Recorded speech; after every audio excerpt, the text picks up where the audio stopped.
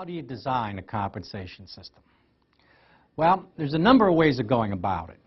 The first step that I recommend is to go on the web and visit one of the many websites that list compensation schedules.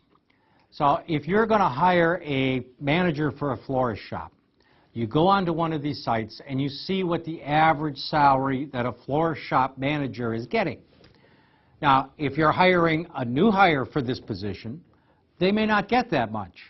But if you want to keep this person, you know that they're going to have to arrive sooner or later pretty much at that average amount. The next step is to decide what kind of employee benefits, insurance, days off, personal days, all that other kind of stuff that you're going to offer this employee.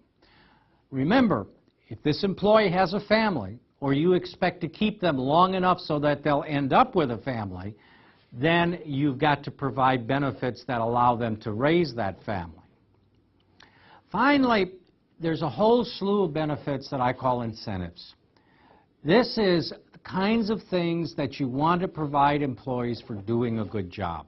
And it could be a night out at a town, they could be tickets to a show, they could be dinner for the employee and their spouse, it could be a trip to Bermuda or a trip to Hawaii.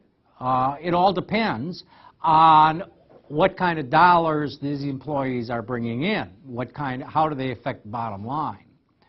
But you need to have some kind of periodic show that you appreciate the job they're doing and that you think they're really doing a good job. In general, I recommend that you review your total compensation system at least once a year.